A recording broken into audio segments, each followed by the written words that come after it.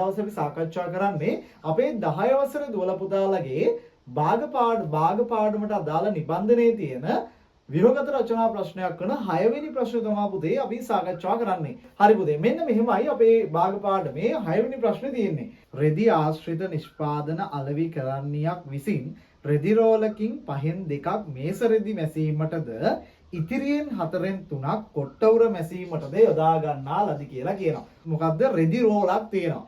රෙදි රෝලෙන් පුතේ 5න් 2ක් මේස රෙදි මැහීමට යොදා ගන්නවා කියලා කියනවා. මම මේකට දාලා පොඩි chart එකක් අඳිනවා. පුතේ මට දැන් මේක කිව්වේ මේ රෙදි රෝලෙන් 5න් 2ක් මොකද්ද? මේස රෙදි මැහීමට යොදා ගන්නවා කියලානේ. එතකොට අපි මෙන්න මේකේ රෙදි රෝලයේ මුළු රෙදි ප්‍රමාණය එහෙම නැත්නම් මුළු ප්‍රමාණය කියලා හිතන්නේ කොච්චරයිද? 5න් 5. එහෙම නැත්නම් අපි හිතනවා කොච්චරයිද? 1යි කියලා. මම මේක පුංචි chart එකක් විදිහට ගහගත්ත පොතේ ඔන්න බලන්න. හරි. මුළු රෙදි රෝලයේ ප්‍රමාණය කොච්චරයිද? 5න් 5යි. මේ රෙදි රෝලයේ 5න් 5න් පුතේ මොකද කරන්නේ?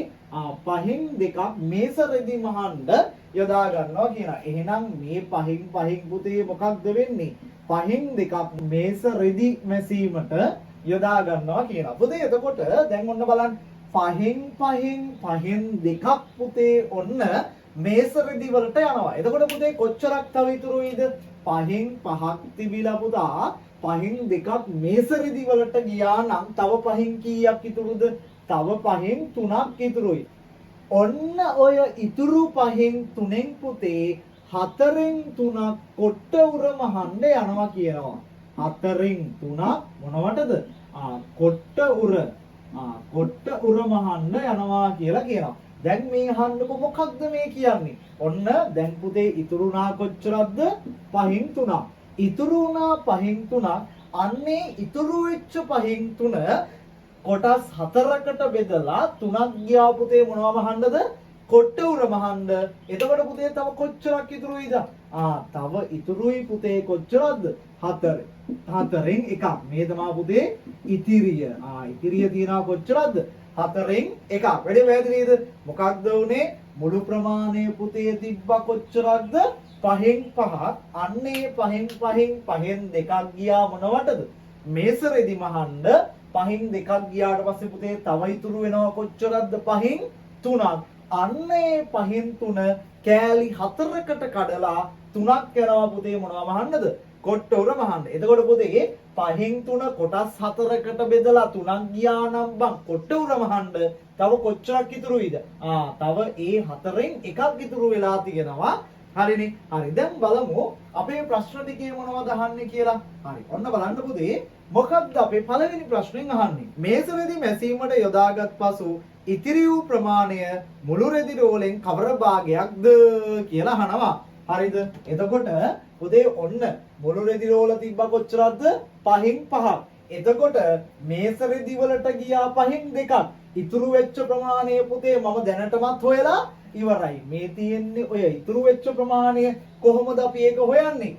තිබ්බ මුළු රෙදි රෝලෙන් ඒ කිව්වේ 5න් 5න් පුතේ අඩු කරන්න ඕනේ. මේස රෙදි සඳහා වැය වෙච්ච ප්‍රමාණය වෙච්ච කොච්චරද? 5න් 2. අන්න පුතේ මට උත්තරේ එනවා 5න් 2ක් අඩු කරාම එනවා පුතේ උත්තරේ කීයද?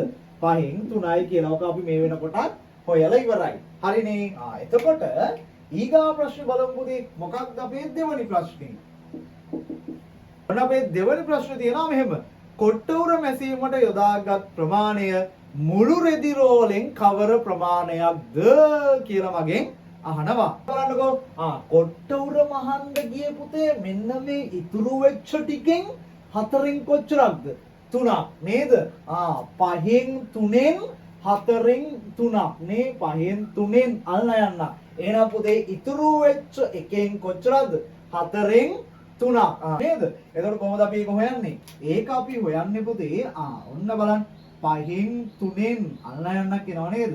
5න් 3න් 4න් 3ක්. දැන් පුතාලා දන්නවා. අල්ල යන්න වෙනුවට අපිට දාන්න පුළුවන් මොනවා කියනවද පුතේ? ගුණ කිරීම. එහෙනම් මම මොකද කරන්නේ? 5න් 3 ගුණ කිරීම දානවා අල්ල යන්න වෙනුවට පුතේ 4න් 3. දැන් ඔයාලා බලන්නකෝ. අපි බලනවා පුතේ ඔහොම ගුණ කරන්න ආවට පස්සේ අපිට උඩ යට එම කපන්න තියනවාද කියලා. දැන් මේක කපන්න කොටන්න ඒවා නැහැනේ. ඒක නිසා පුතේ මේ බලන්න මේ හරයවල් දෙක ගුණ කරනවා. 5 4ක් 4 පුතේ කීයද? 20යි ගැහුවා 3 වරක් 3 කීයද? 9යි. එහෙනම් පුතේ මෙන්න තියෙනවා කොට්ට උර සඳහා ගිය ප්‍රමාණය කොච්චරයිද? 20න් 9. එහෙනම් මේ තියෙන්නේ මොකද්ද? කොට්ට උර සඳහා.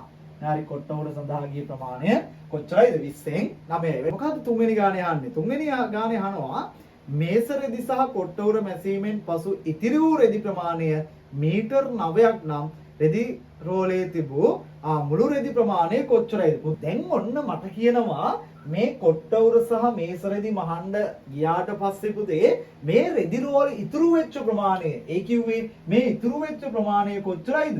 9යි මීටර කියලා තියෙනවා. දැන් පුතේ අපි ඉතුරු වෙච්ච රෙදි ප්‍රමාණය දන්නවා සංඛ්‍යාත්මකව පුතේ කොච්චරයිද? මීටර 9යි කියලා. හැබැයි මම දන්නේ රෙදි රෝලෙන් කොච්චර භාගයක්ද පුතේ ඉතුරු වෙලා තියෙන්නේ කියලා. අන්න ඒක නිසා මම ඉස්සල්ලාම හොයා ගන්නවා මේකේ මොකද්ද? රෙදි රෝලේ මේ කොට්ට උඩ සහ මේස රෙදි සඳහා වැය වුණාට පස්සේ කොච්චර ප්‍රමාණයක් ඉතුරු වෙලා තියෙනවද කියලා භාගයක් විදිහට ඉතුරු වෙලා තියෙන ප්‍රමාණය හොයා ගන්න. කොහොමද අපි ඒක හොයාගන්නේ? මේ බලන්නකෝ. ඒක අපිට හොයා ගන්න පුළුවන් ඉතුරු වෙලා තියෙන්නේ පුතේ මේ බලන්න මේ 5න් 3න් කොච්චරක්ද? 4න් එකක් නේ ඉතුරු වෙච්ච ප්‍රමාණය 5න් 3න් 4න් එකක්. හරි සරලයි. එහෙනම් පුතේ මට දැන් කෙලින්ම සරලව ඉතිරි ප්‍රමාණය හොයාගන්න පුළුවන්. කොච්චරද? මේ 5න් 3න් 4න් එකක් තමයි ඉතුරු වෙලා තියෙන්නේ. එහෙනම් පුතේ 5න් 3න් අලයන්නම් 5න් 3න් කොච්චරද ඉතුරු වෙලා තියෙන්නේ? 4න් එකක්. එහෙනම් අලයන වෙනකොට මට දාන්න පුළුවන් මොනවා කිරීමද? ගුණ කිරීම. එතකොට 5න් 3 ගුණ කිරීම පුතේ 4න් 1.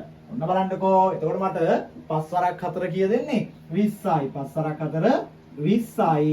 ඊගාවට දැන් මට එනවා 3 වරක් 1 3යි. එතකොට පුතේ ඉතුරු වෙලා තියෙනවා කොච්චරද? 20න් 3ක්. 20න් 3ක් කියන්නේ පුතේ මීටර කොච්චරකටද?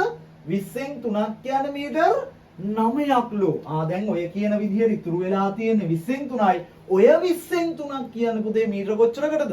9කටලු. එහෙනම් පුතේ 20න් 3ක් කියන්නේ මීටර 9ක් නම් මුළු රෙදි රෝලේ තිබ්බ මීටර ප්‍රමාණය හොයාගන්න මෙන්න මේ විදිහට කරයි කියලා. ඔන්න බලන්නකෝ. පුතේ 20න් 3ක් කියන්නේ මීටර කොච්චරක්ද? මීටර 9ක්ලු. එතකොට ඔන්න බලන්න 20න් 3ක් කියන්නේ මීටර 9ක් නම්මයි පුතේ 20න් එකක් කියන්නේ කොච්චරක්ද? 20න් එකක් කියන්නේ ඒක හොයන්න මම මේ 9 බෙදනවා 3ෙන්. ඇයි මෙතන තිබ්බේ 20න් 3ක් කියන්නේ මීටර 9ක් කියලානේ. එතකොට අපි දන්නවා පුතේ 20න් එකක් කියන්නේ මීටර 3ක් කියලා නේද? එතකොට මුළු රෙදි ප්‍රමාණය කියන්නේ පුතේ 20න් 20ක් නේද? එතකොට 20න් 20ක් හොයන්න මම මොකද කරන්නේ? මේ 3 වැඩි කරනවා පුතේ 20න්. අන්න එතකොට මට උත්තර එනවා කියයි කියලාද? 60 මීටර කියලා. එහෙනම් මුළු රෙදි රෝලේ තිබ්බ දිග එනවා කොච්චරයිද? මීටර 60යි කියලා. වැඩේ හරිම සරලයි. එහෙනම් බලමු අපි හතරවෙනි ප්‍රශ්නේ මොකක්ද අහන්නේ කියලා. හතරවෙනි ප්‍රශ්නේ පුතේ මෙහෙම කියනවා. මේස රෙද්දක් මැසීමට මීටර 3ක්ද ඒ වගේම කොට්ට උරයක් මැසීමට මීටර භාගයක්ද වැය වේ නම් මසන ලද මේස රෙදි ගණනත් කොට්ට උර ගණනත් වෙන වෙනම හොයන්න කියලා කියනවා. දැන් අපි මේ වෙනකොට පුතේ ගානේ හොයාගෙන ඉවරයි. මේ රෙදි රෝලේ සම්පූර්ණ දිග මීටර 60යි කියලා. මේස රෙදි මහන්න පුතේ ඒකෙන් කොච්චරක් වැය වෙනවා කියලාද? 5න් 2ක් වැය වෙනවා කියලාත් ඒ වගේම කොට්ට උර වලට මීටර කොච්චරද?